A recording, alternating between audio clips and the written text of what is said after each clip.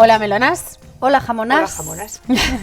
Eres más jamona, entonces. No sé si soy melona o jamona, dependerá del momento.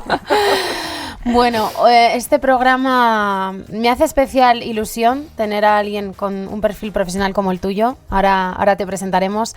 Hoy vamos a hablar de un tema de mucha actualidad, como es el coronavirus. De hecho, este programa, como sabéis, se graba el lunes y se publica el jueves. Probablemente las cifras que vaya a comentar ahora, que son las últimas, sexta víctima mortal en Italia, vayan a cambiar de aquí al jueves. Lo mismo ya nos hemos extinguido el jueves, de hecho. Espero que no. Espero que no.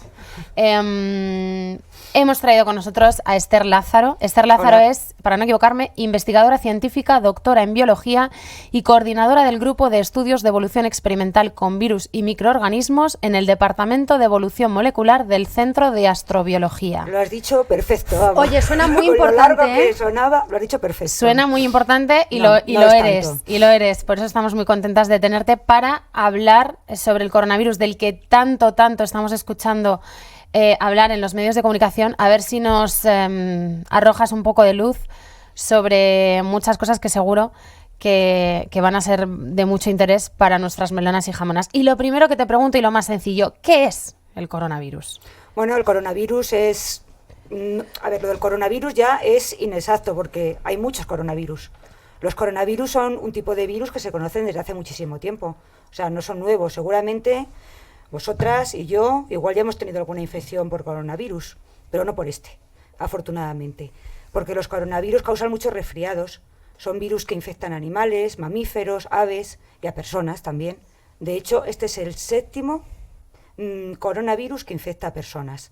La mayoría provocan unos síntomas muy leves, pero luego tenemos este y otros dos coronavirus, que ya sí que nos han hecho un poco más de daño. El SARS y el MERS, ¿no? Por lo que estuve informándome. Exactamente. Sí, el SARS comenzó en 2002 en China, en cierto modo es muy parecido a lo que ha pasado ahora. Comenzó a finales de 2002, se empezó a expandir en 2003. Fuimos conscientes quizás de lo que suponía la globalización, el estar tan conectados, los aviones que te llevan en pocas horas de un lugar a otro del mundo. Entonces es cuando se comenzó a ver realmente que lo que iba a suponer eso en lo que se refiere a la expansión de las enfermedades. Y lo que pasa que el SARS, que era más grave que este virus en el sentido de que tenía un índice de mortalidad más alto, se pudo contener con medidas parecidas a las que se están aplicando ahora, es decir, con cuarentena, limitar los viajes, limitar que la gente se moviera, y el SARS se contuvo. Sin embargo, pues desgraciadamente no parece que vaya a suceder eso ahora mismo. Ahora que hablas de índice de mortalidad, ¿cuál es el índice de mortalidad actual del coronavirus actual? Es muy difícil saber cuál es el índice de mortalidad ahora mismo, porque las cifras están bailando, porque no sabemos ni siquiera cuántos casos que sean leves no han sido reportados. O sea, hay mucha gente que a lo mejor se ha sentido un poco mal y no ha ido a los hospitales y no ha contado, ¿no? Entonces, y se le ha pasado, ¿no? Y lo ha superado sin que haya contabilizado como un caso. Entonces, lo que se está dando como más o menos oficial, pero desde luego ya en la OMS te dicen que con precaución, que esos datos pueden cambiar, que es un 2%, 2,5%. El SARS era 10% y el MERS, que es otro coronavirus, era el 34%, o sea, mucho más alto. Lo que pasa es que se contagiaba mucho peor. ¿Y qué tiene este de particular que lo distingue de los anteriores? Es un nuevo virus, entonces cuando se ha secuenciado su genoma, que es lo que distingue a unos virus de otros o a unos seres vivos de otros, se ha visto que no era igual que los anteriores. Tenía un 70% aproximadamente de identidad con el SARS y creo que alrededor de un 50 y tantos con el MERS. Entonces se sabe que no es el mismo virus, entonces puede actuar de forma diferente, aunque no va a ser tan diferente porque es de la misma familia. De hecho, pues ya ver, los síntomas son respiratorios, neumonía. SARS también causaba neumonía. O sea, no es tan diferente, pero yo diría que lo que le hace especial es que se contagia muy bien este virus. Y sobre todo, que al principio se dijo como algo no seguro, pero parece que poco a poco se va confirmando que hay muchos portadores asintomáticos que son capaces de transmitir el virus.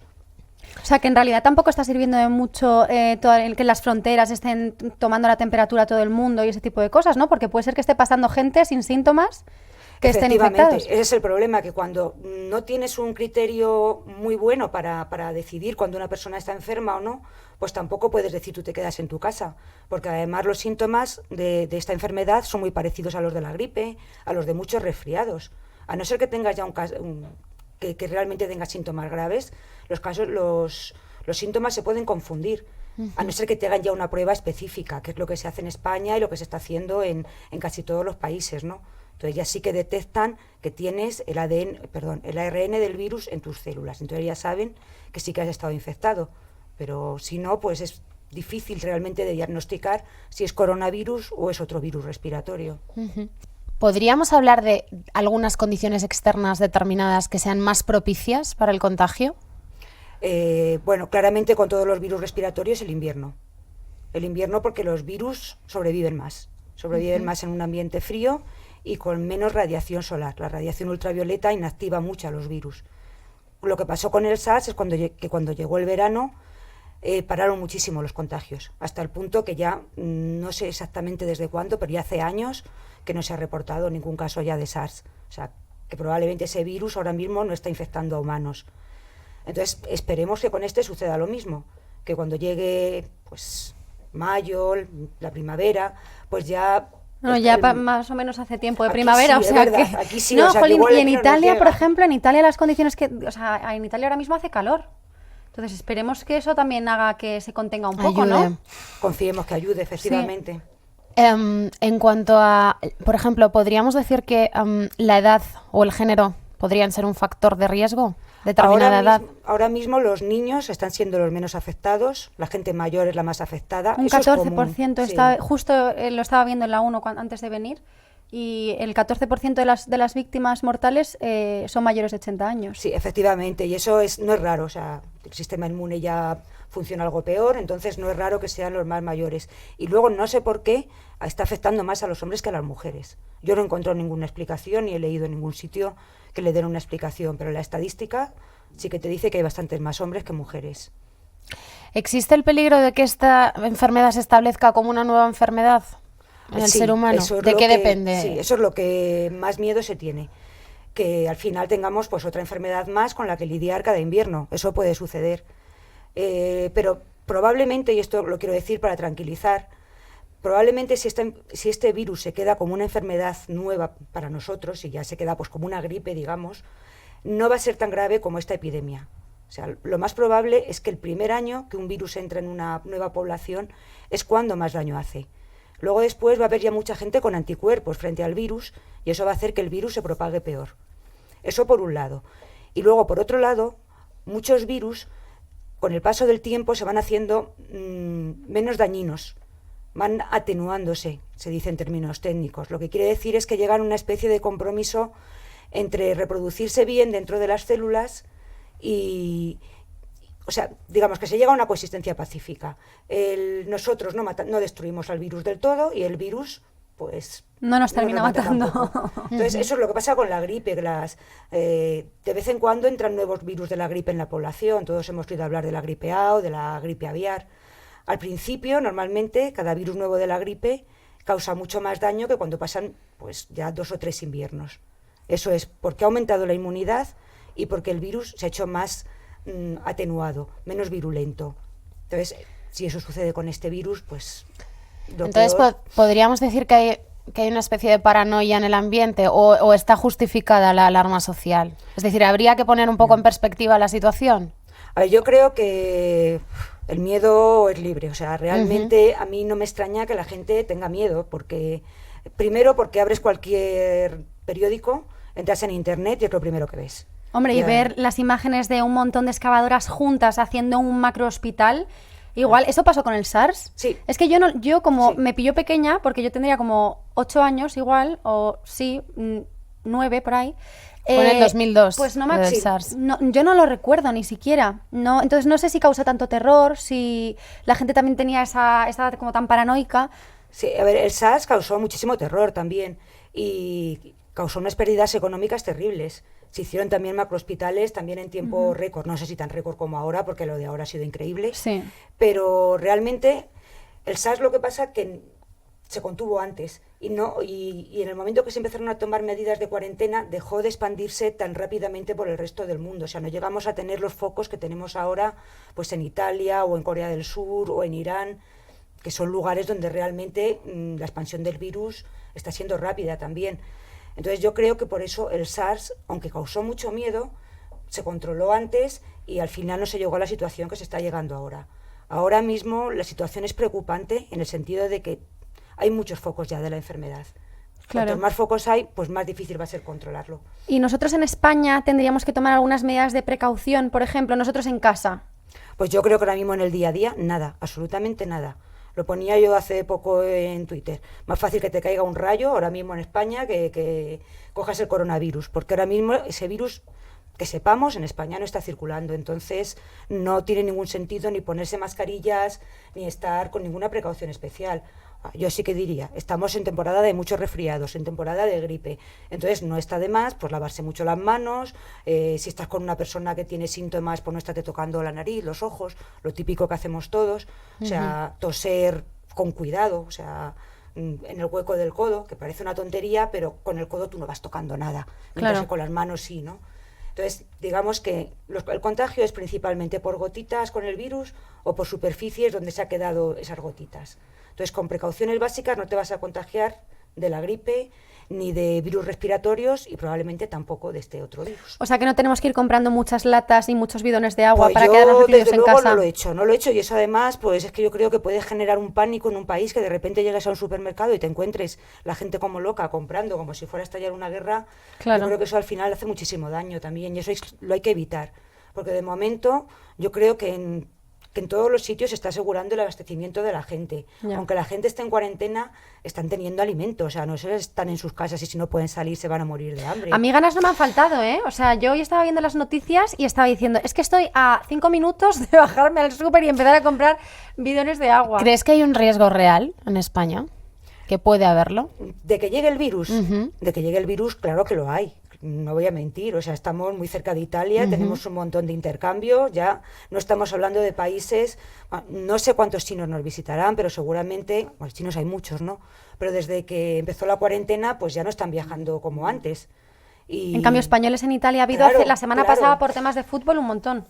y tenemos un montón de contactos con este país, entonces yo no me extraña que el virus llegue a España, claro que llegará. En España tenemos un sistema de salud muy sólido, pero si por ejemplo el coronavirus llegara a alcanzar las cifras que alcanza la gripe, ¿estaríamos preparados? Ahora mismo, si llegara el coronavirus a alcanzar las cifras que alcanza la gripe, estaríamos hablando de que el coronavirus en España tendría más casos que los que tiene ahora mismo en todo el mundo. Ujú. Lo cual yo no creo que llegue a pasar. El problema que se quiere, yo creo, el problema mayor que se quiere eliminar es que cada año tengamos que lidiar con la gripe y con otra enfermedad más. Claro. Y que entonces, claro, en lugar de necesitar, yo qué sé, 30.000 camas en los hospitales, necesitemos 60.000. Porque entonces sí que no estamos preparados, por lo menos al principio. Claro. Hay que hacer una inversión que de momento pues no se está haciendo en todo, en hospitales, en médicos. Entonces sería un problema cada invierno, realmente. Ahora bien, tampoco sabemos cómo va a evolucionar el virus.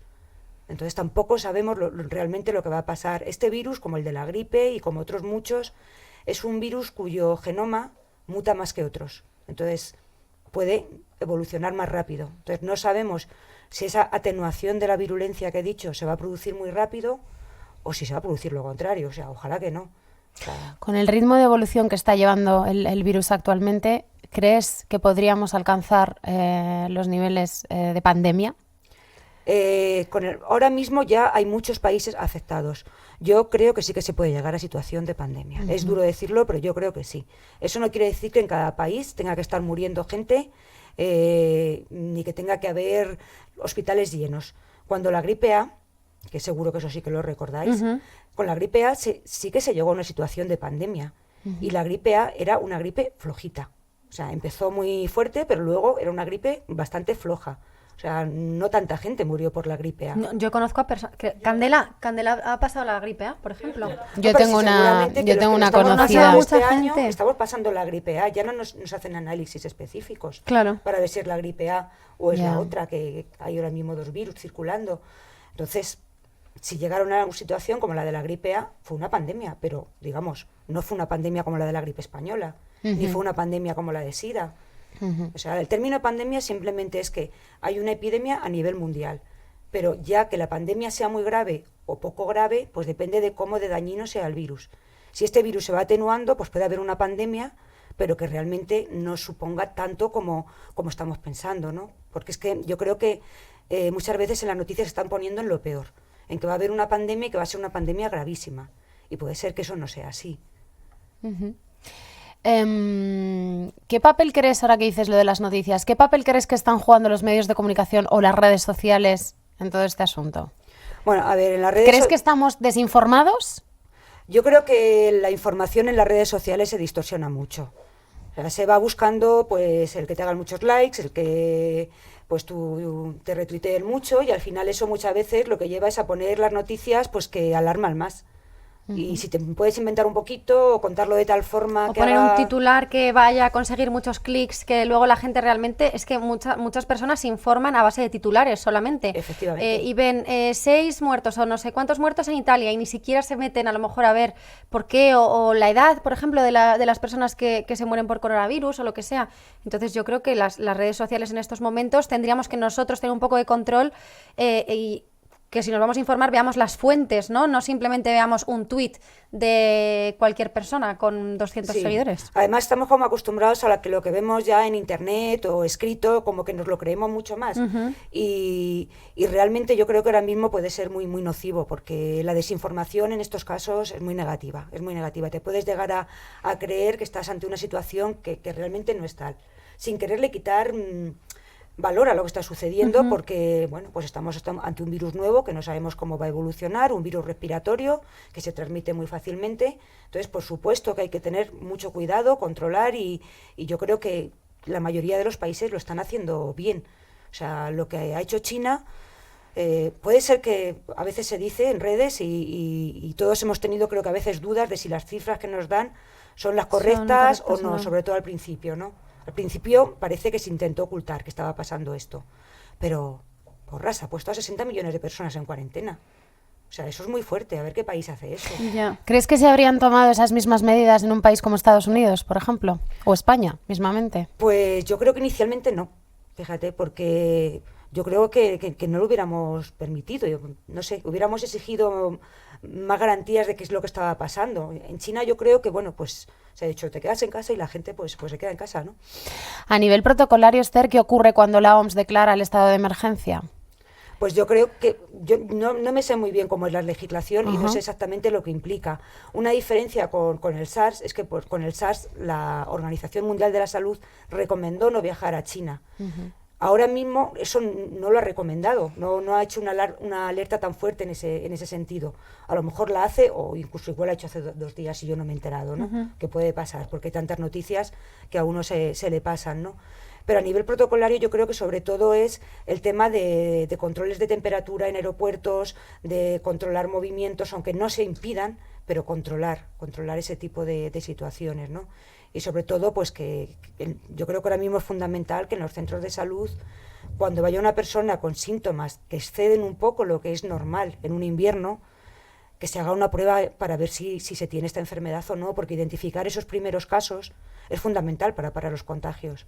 O sea, si en Italia se hubiera parado el paciente cero que no se sabe quién ha sido, pues igual se había parado el brote. Porque lo que se está diciendo es que igual fue al hospital, confundieron los síntomas con los de otra enfermedad y, bueno, pues volvió a su casa, ¿no? Entonces yo creo que era muy importante el intentar controlar eso, controlar que no se nos escape ningún caso porque puede ir contagiando.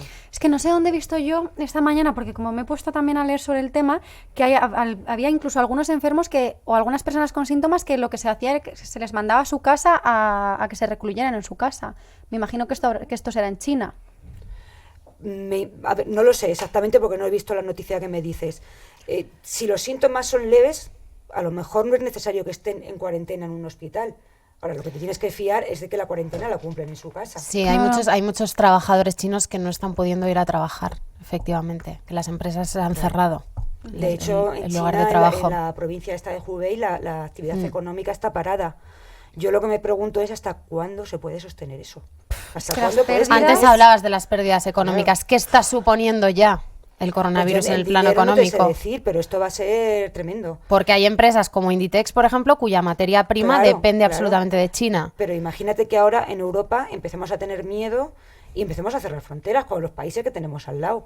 Es que eso va a ser un desastre. O sea que las pérdidas económicas van a ser muy gordas. A ver, ya están empezando a haber pérdidas. En España, por ejemplo, se paró el evento este de El Mobile móviles. Congress. En Italia creo que se ha cancelado el festival este de Venecia. O sea, eso ya evidentemente causa pérdidas. Está causando pérdidas hasta, bueno, cosas que a veces no te das cuenta. Yo lo contaba el otro día en una charla que di. Estuve en Sevilla hace unos días y en el hotel que me alojaba es que no había nadie desayunando. Y le pregunté al camarero, digo, ¿esto qué pasa? ¿Esto es normal? Y me dice, bueno, eso es por coronavirus. Digo, hombre, pero en Sevilla no hay ningún caso. Y me dice, ya, pero es que aquí recibíamos muchos chinos. Pues, ¡qué fuerte! Claro, pues ya ves un hotel que no tiene nada que ver y está ahí. Al margen del turismo chino, ¿qué pasa también con el pensamiento y las prácticas racistas que se están extendiendo actualmente? Justo eso, cuando estábamos hablando de redes sociales, lo iba a comentar porque en redes sociales está siendo súper heavy cómo se está promoviendo un montón de racismo hacia, ya no solamente a los chinos, a todo el mundo asiático, a todo ¿no? el mundo Porque muchas asiático. veces la gente no sabe distinguir Sí. entre un surcoreano, un chino o un japonés. Sí, es que no es la primera vez que pasa, pasó con el SIDA y los homosexuales, ¿no? Exacto. O sea, también, entonces, había quien pensaba que era un castigo que se merecían casi, ¿no? Y ahora, pues, lo que está pasando, pues, es, yo diría, ignorancia. Ignorancia. O sea, está habiendo más casos en China porque está allí el foco de la infección, pero no porque el virus prefiera a los chinos. O sea, el virus va a contagiar igual a un chino que a un español. Y el salto desde el animal se ha producido en China, pues bueno, pues porque cada país tiene su cultura, sus formas diferentes de vivir, y entonces allí quizás sea más fácil que se produzcan estos pasos de virus animales a la especie humana, pero también puede pasar en otro lugar. Entonces, en fin, este tipo de racismo hacia personas que a lo mejor llevan 30 años en España. Con Sí, su o que han tierra, nacido aquí. Eso es, que han nacido aquí, pues si es Claro. que, vamos, Y están ni que aquí, tuvieran la culpa de nada, vamos. Claro.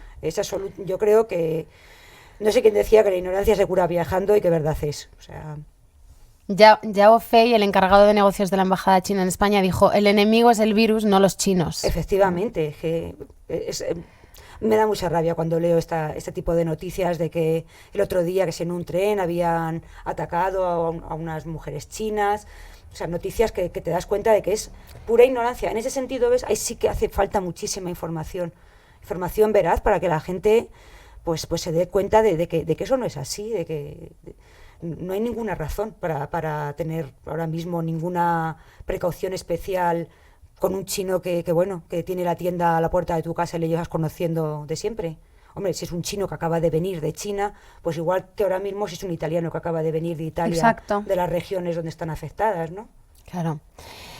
En los medios he escuchado alguna vez hablar sobre el factor R0. ¿Qué es exactamente? El factor R0 es muy fácil, o sea, tiene un nombre así como raro, pero es simplemente el número de personas a las que puede contagiar en promedio una persona infectada por el virus. ¿Vale? Entonces, si es mayor que 1, pues vamos mal. Porque si en promedio el virus contagia más de 1, el virus se va a seguir expandiendo. Entonces, todos los objetivos ahora, o sea, todos los esfuerzos van encaminados a bajar ese factor, a hacerlo menor de 1. Pues si se hace menor de 1, al final la enfermedad va a desaparecer. ¿Y de qué hablamos cuando hablamos del vínculo epidemiológico? ¿Cuál es el riesgo de que se pierda en una enfermedad como el coronavirus? Pues yo creo que no es difícil de perder. En Italia ya estamos viendo que no se sabe quién ha empezado el contagio. Digamos, el vínculo epidemiológico es seguir la cadena de contagios para que tú puedas saber exactamente cómo se ha propagado el virus. Pero cuando el virus ya alcanza cierta cantidad de personas a las que ha infectado, ya es muy difícil de saber, sobre todo si las personas no tienen síntomas fuertes. Entonces, si tú te contagias porque estás cenando con una persona china que acaba de venir de China, de la provincia de la ciudad de Wuhan, pues a lo mejor dices, ha podido ser esta la causa. Pero si te contagias porque te estás tomando algo en un bar y al lado hay un señor que tiene el coronavirus y no se ha enterado, Claro, al es que final, se hace imposible. Claro, cada uno se va a su casa y es imposible saber ni quién había ese día en el bar ni cómo ha sido el contagio. Entonces, al principio yo creo que es relativamente fácil de seguir, pero luego ya, según se va viendo más casos, se va haciendo más difícil. Esther, en un tuit hace poco que publicaste, y te cito, decías, los coronavirus tienen un genoma de RNA. Estos virus se caracterizan por su elevada capacidad de mutación, lo que hace que se puedan adaptar a nuevas especies con relativa facilidad. Cada contagio es una nueva oportunidad de optimización para el virus. ¿Esto complicaría la creación de una vacuna? Podría ser. Pero no siempre sucede con los virus de RNA que sea imposible hacer una vacuna. De hecho, una de las mejores vacunas que tenemos es la del sarampión.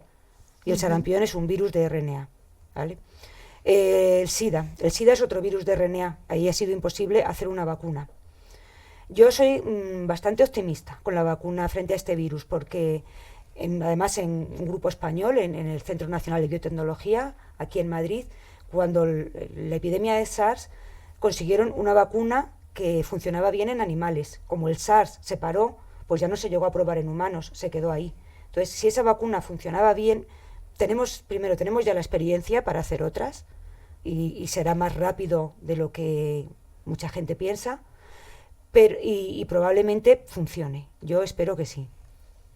¿Cuánto tiempo podríamos tardar en dar con una vacuna efectiva? Yo lo que he oído, y aquí te puedo decir lo mismo que hubieras oído tú, desde que empieza a hacerse pues todos los experimentos para hacer la vacuna y que se tenga, y si se cumplen todos los protocolos de seguridad y todo, podrían pasar 18 meses. Igual, si la epidemia se está propagando muy rápidamente, los 18 meses se acortan, porque igual esos protocolos, digamos que si el beneficio de tener todas las medidas de seguridad es menor que el riesgo de que el virus se expanda, pues igual esos meses se acortan. Igual en lugar de 18, pues hablamos de un año. En cualquier caso, sí que nos meteríamos ya en una nueva fase del virus, en una nueva estación, digamos, ¿no? Llegaríamos a otro invierno. Uh-huh. En este programa nos gusta mucho echar abajo mitos sobre los temas que traemos en cada capítulo. Y en este en concreto creo que Cindy ha traído algunos cuantos. Yo vengo a hablar un poco de las absurdeces, que además son preguntas que también me he hecho yo misma. Que a lo mejor tú nos dices, oye, esto no es un mito, es verdad. Claro. Pero, por ejemplo, ahora que hablábamos de pérdidas, yo misma he dejado de comprar en AliExpress, por ejemplo. Porque, además, me hace mucha gracia porque mi suegra me decía, pero vamos a ver, que eso no va a durar ahí, el virus encima, en el paquete no va a durar ahí, eso se muere. ¿Y eso es verdad o es mentira? Porque uno de los mitos es los paquetes enviados desde China podrían transportar el virus. Yo creo que no lo pueden transportar porque los virus fuera de una célula en el ambiente no aguantan mucho. Yo creo que todavía no se sabe cuánto aguanta pero lo que te puede durar un virus sobre una superficie, dependiendo de las condiciones, claro, eso va a depender de la temperatura, si le da el sol, si no le da, pues puede ser 10 horas, 12. ¿Medidas de precaución especiales que tengamos que tener con los paquetes? A lo mejor limpiarlos más, algo por el estilo. Pues yo que como nunca compro por internet, pues no. Bueno, yo por si acaso ya te digo que yo limpiarlos, pero vamos, que yo creo que no es ahora mismo una forma de contagio. Vale. Otro de los mitos o no es enjuagarse la boca con agua salada previene el contagio del coronavirus. Eso no lo he oído nunca y eso, vamos, me parece... Entonces era absurdo. Que bueno, vale. Que a lo mejor te viene bien para otras cosas, pero que no, que el coronavirus le va a dar igual. Y a ver qué piensas de los conspiranoicos, porque otra de las cosas que se escucha muchísimo es que el coronavirus ha sido creado en un laboratorio secreto. No. La naturaleza es el mayor laboratorio que tenemos y está en constante funcionamiento. Entonces tampoco sí eso de guerra biológica y todo eso. No me lo creo porque, o sea, es que no es necesario. Ya lo hemos visto otras veces. Hay muchísimos virus que están en animales, que a los animales no les hacen apenas daño y que cuando saltan a humanos nos hacen daño. Esto así ha pasado con el SIDA, así ha pasado siempre con la gripe, así está pasando con los coronavirus. O sea, tenemos tantos ejemplos a lo largo de la historia que es que no hay que recurrir a esas teorías. Lo que pasa que si pones eso te van a dar más likes en Twitter. Claro, es que mola mucho. Entonces, también tirar de conspiraciones, o sea... Eso nos gusta mucho y además eso de que es que todos somos víctimas, que aquí... Si no, mira la gente que se piensa que nos fumigan con los aviones. Claro, efectivamente. Oye, tenemos que hacer un programa de conspiraciones, Tere. Uy, eso sería muy divertido. Eso es una maravilla, de verdad. Sí. Porque además hace mucha falta, también te digo, porque es que la gente se cree cosas que, bueno, es que ¿qué me decís de que la Tierra es plana? Bueno, de ese, por favor, tenemos que hacer, de verdad. Por favor, es que ese sería muy bueno. Bueno, otro de los mitos o no mitos es el virus se ha detectado en más de 25 países. ¿Esto es cierto? Sí, ahora mismo hay más de 25 países con el virus. Vale. Sí. Y el último sería, ¿es peligroso viajar a otros países? La OMS recomienda no viajar a China. ¿Esto es verdad o es mentira? Yo ahora mismo no sé si esa recomendación es cierta o no. Yo ahora mismo no iría a China, la verdad. No recomiendas viajar a China. No viajaría. ¿A ningún sitio de China? Ahora China es muy grande. Claro, es que China es muy grande. Y probablemente haya regiones donde no se hayan ni enterado de que existe el coronavirus. Entonces ahí pues igual sí que iba. Pero desde luego donde no iba era a Wuhan. Ahí sí que te digo que no, ¿eh? Bueno, No yo con lo jugué. que más tranquila me he quedado es con lo de los paquetes de AliExpress. De verdad. Voy a desentrañar algunas de las cosas de las que acabáis de hablar. Hablábamos de que no se ha creado en un laboratorio. ¿Cuál ha sido el origen? ¿Es cierto que el origen está en el murciélago y en el pangolín? ¿Cuál ha sido el origen del virus? Bueno, 100% no se sabe seguros, ¿eh? Lo que se hace para ver el origen del virus es que aíslas el virus de personas enfermas, secuencia su genoma, esto es como su seña de identidad, y lo comparas con otro virus. Entonces, si lo comparas con virus de murciélagos, con coronavirus de murciélagos, se encontró que había un 90% de identidad. Eso es mucho, o sea, es decir, es muy parecido, pero que el virus desde diciembre, que empezó a no darse los casos, hasta ahora, haya cambiado ya un 10%, parece mucho, ¿no? Entonces, por eso se pensó que tendría que haber una especie intermediaria, es decir, que el virus hubiera pasado desde el murciélago a otra especie y que de esa especie hubiera pasado al ser humano. Entonces, luego, cuando se vio que coronavirus aislados de pangolines, que yo no lo había visto en mi vida, lo del pangolín, pues que ahí había un 99% de identidad, se cree que esa podría ser una posible vía del murciélago al pangolín y del pangolín a los humanos. Y si pensamos en cómo han sido las otras entradas de otros coronavirus en nuestra especie, pues es bastante fiable. Por ejemplo, el SARS era de murciélagos y pasó a la especie humana a través de las civetas. El MERS también era de murciélagos y pasó a la especie humana a través de los dromedarios. Es decir, que no es raro que sea de murciélagos y pase a través de otro animal que ha hecho de puente. De puente, efectivamente, que le ha permitido al virus adaptarse un poquito mejor, cambiar un poquito para poder infectarnos mejor a nosotros. Hablando de los paquetes de AliExpress, decías, no creo que el virus aguante tanto tiempo, ¿no? ¿Podríamos considerar al virus un ser vivo? Ahora mismo los virus no son considerados seres vivos. O sea, la comunidad científica no los considera seres vivos. Ahora, habrá muchos virólogos que te dirán, bueno, muchos no sé, pero alguno te dirá que sí.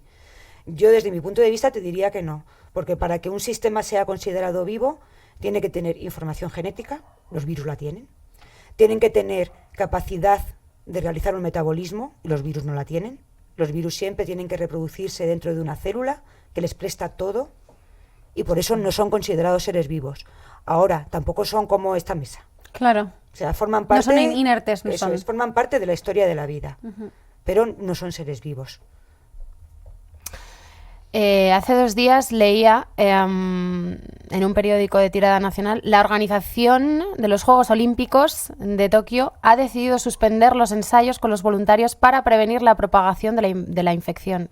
¿Qué va a pasar con los Juegos Olímpicos? Pues yo ya no te sé decir. Aquí ya todas las cosas que vayan a suponer una aglomeración de personas, si el virus no frena antes, pues van a ser un problema.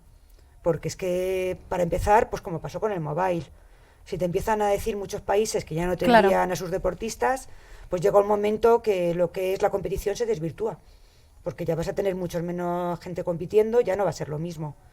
Entonces... ahora mismo se sumaría las pérdidas, que es muy fuerte, ¿eh? Es muy fuerte. Hay un gran problema. Yo diría que es una de las cosas económicamente hablando y socialmente hablando más gordas a las que una nos crisis vamos a mundial enfrentar, muy sí. heavy. Sí. Estamos... Y yo hasta este fin de semana, fíjate que no lo tenía tan claro, pero cuando he empezado a ver lo rápido que ha empezado en Italia, cómo se ha expandido por Corea también, en los cruceros, bueno, lo de los cruceros en pocos días, de unos pocos casos a 600, es que Claro. Eso será de prever también, porque es un ambiente muy cerrado, ¿no? Pero bueno, que ves que el virus las apaña muy bien para transmitirse. Ahora confiemos que ese 2% de mortalidad vaya bajando, cada vez sea menos, y la inmunidad en la población vaya aumentando, y ese factor R0 que decíamos, pues vaya bajando. Y entonces estaremos ¿Tú ya... crees que va a pasar eso? Yo creo Justo que antes sí. de empezar hablábamos de esto. ¿Qué crees que va a pasar ahora mismo que estamos al lunes hasta que el jueves se emita para que nuestras oyentes vean a ver tu capacidad de aquí, evidencia? no, yo no soy vidente, porque si no me ganaría mucho mejor la vida igual. O sea, estaría en una cadena de esas donde me pagarían mucho más ahí con mi bolita y todas esas cosas. Pues probemos suerte. Pero ¿Qué podemos ¿Cómo probar. crees que va Yo a creo tirar que esto? de aquí al jueves la situación ha ido a peor. O sea, es demasiado pronto y es muy poco tiempo para que suceda esto que yo he dicho. Para que suceda esto que yo he dicho tienen que pasar unos meses, ¿vale? Yo creo que a medio plazo, Si consideramos medio plazo un par de meses, es lo que va a suceder. Pero de aquí al jueves es corto plazo, muy corto. Entonces vamos a seguir más o menos como ahora, pero quizás un poquito peor, yo diría. ¿Qué puede ocurrir cuando todas esas personas que están en cuarentena vuelvan a su vida normal? Esa es la gran incógnita. Si el virus no se ha acabado en Wuhan y empiezan esa cantidad tan grande de personas otra vez a volver al trabajo, los niños a los colegios, ambientes muy cerrados. Sí, sé que es uno de los problemas también por lo que las epidemias de gripe y de resfriados son en invierno, porque estamos mucho más tiempo dentro. Aparte de que el virus es menos estable en el ambiente, como hemos dicho, estamos muy juntos y mucho tiempo además en ambientes cerrados, con lo cual pues los virus se propagan y se contagian mucho más fácilmente. Tengo una pregunta técnica. ¿Quién le pone el nombre a los virus? A ver, hay un comité taxonómico de virus que se encarga de ponerles nombres. Es un comité internacional y se encarga de ponerle los nombres a los virus. Y sobre esto, pues a veces hay nombres que se ponen, que luego no llegan a cuajar, pero los nombres se ponen ahí. Hay un especialista de marketing detrás de todo esto. No los puedo poner yo así porque quiera, ¿no? ¿Se puede extinguir el virus? A ver, se puede extinguir de la población humana. Probablemente de los murciélagos no se va a extinguir. Entonces, esto que ha pasado ahora puede que vuelva a pasar dentro de 2 inviernos. O sea, lo que estamos viendo con el SARS, con el MERS, ahora con este virus, es que los coronavirus tienen gran facilidad para saltar a nuestra especie y diseminarse bien en ellas. Entonces, aunque este virus acabe, se va a quedar en los murciélagos. Puede ser que vuelva a saltar. Pasa como con la gripe. La gripe nos va a acompañar durante toda nuestra historia, porque la gripe es un virus que está en las aves. Y en las aves no las hace nada. Entonces, o nos cargamos todas las aves, cosa absolutamente inviable, o surgirán nuevos virus de la gripe. Con lo cual, pues los virus van a estar siempre ahí. Tenemos que aprender a defendernos de ellos, a que los brotes epidémicos que causen no sean tan fuertes, pero no nos vamos a librar de ellos. El único virus en humanos que se ha extinguido ha sido la viruela. ¿Y por qué no tenía un reservorio animal? Porque no venía de un animal. Entonces no tuvimos que extinguir el reservorio. En este caso tendríamos que extinguir a los murciélagos para que se acabara el virus. Como científica y dentro de lo lamentable de todo lo que está ocurriendo, ¿podría sacar alguna conclusión positiva? ¿Podríamos sacar algo? Pues yo creo que siempre que hay una crisis gorda, y se ha visto, pues yo qué sé, cuando ha habido un atentado terrorista, como cuando el 11M, sale lo peor de la gente, pero también sale lo mejor, ¿no? Y yo creo que en todas estas crisis muchas veces pues se ven actos de solidaridad que no se ven en otros momentos. Yo ahora mismo yo creo que las noticias se están recreando en lo peor, pero espero que dentro de poco comiencen a salir a la luz también actos altruistas, que seguramente los está viendo y muchos. Pues Esther, muchísimas gracias pues a vosotras por tu presencia en este programa. Oye, yo antes de despedirla es que me muero por preguntarle una cosa. Claro. ¿Cómo es ser mujer en la ciencia? Es que no Regular. nos podemos ir sin que me cuente esto. ¿Regular? A ver, es como en todo. O sea, la ciencia, o sea, los científicos vivimos en una sociedad que es como es. Y la sociedad sabemos que todavía no es igualitaria. Entonces la ciencia tampoco lo es. De hecho, gracias por preguntar esto porque tengo una inquietud también y es ¿cómo es tu trabajo o en qué consiste tu trabajo en el Centro de Astrobiología? Pues precisamente yo estudio, pero trabajando con unos virus que no infectan animales ni personas, sino que infectan a bacterias, estudio cómo se produce ese proceso de evolución, cómo se produce ese proceso de adaptación. Y digamos, aunque sean virus muy distintos de los que infectan a humanos, podemos aprender mucho sobre su comportamiento evolutivo que podría ser luego trasladable a estos otros virus.